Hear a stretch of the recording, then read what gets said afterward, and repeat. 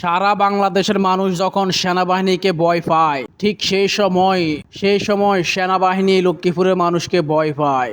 আর সেই সেনাবাহিনী যদি হয় বুয়া, তাহলে তো কোনো কথাই নাই। হ্যাঁ, ঠিকই শুনছেন আপনারা। লক্ষ্মীপুরে বুয়া সেনা সদস্য সেজে দুইটি লোক মোটরসাইকেল থামিয়ে তাদের কাগজপত্র চেকিং করার সময় লক্ষ্মীপুরের জনগণ তাদেরকে হালকা পাতলা উত্তম মাধ্যম দিয়ে পুলিশ হাতে তুলে দেন। এটা হচ্ছে লক্ষ্মীপুরের ঘটনা। তারা বলে গেছে লক্ষ্মীপুরের মানুষকে ধোঁকা দেওয়া এত সহজ না। এ হচ্ছে লক্ষ্মীপুরের মানুষ, তাদের সাথে বাটপারি করা এত সহজ না। তাই তারা উত্তম মাধ্যম দিয়ে তাদেরকে পুলিশের হাতে তুলে দিলেন। বিস্তারিত দেখুন।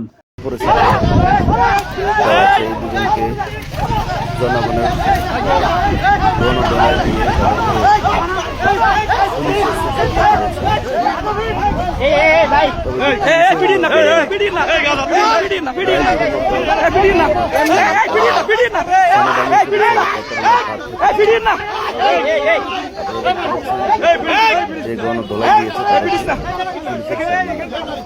এত নার্ভাস হওয়ার কথা না।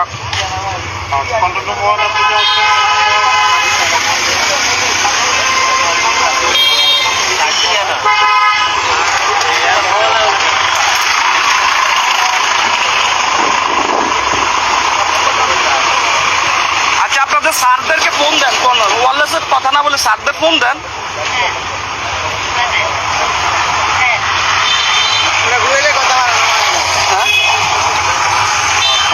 দেখা যাক, ওনারা সেনাবাহিনী পরিচয় দিচ্ছে। পাসপোর্ট দিতাম। আচ্ছা, ঠিক আছে, দিতেছি।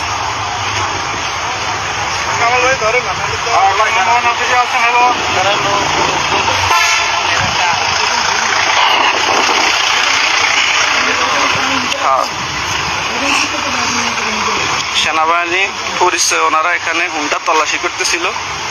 এক পর্যায়ে এলাকার মানুষ ওনাদের পরিচয় জানতেছে। ওনারা এখনো ওনাদের সঠিক পরিচয় দিতে পারেন। একজন থেকে একটা আইডি কার্ড পাওয়া যায়, কিন্তু আমার কাছে নাই।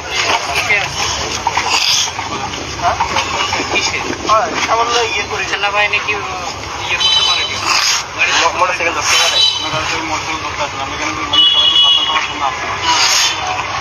উনি কি করেন? দিক থেকে এবং সবাই লাইভটি শেয়ার করুন। ওনারা সেনাবাহিনী পরিচয় এখানে আসছে, এখনো পরিচয় পাওয়া যায় না।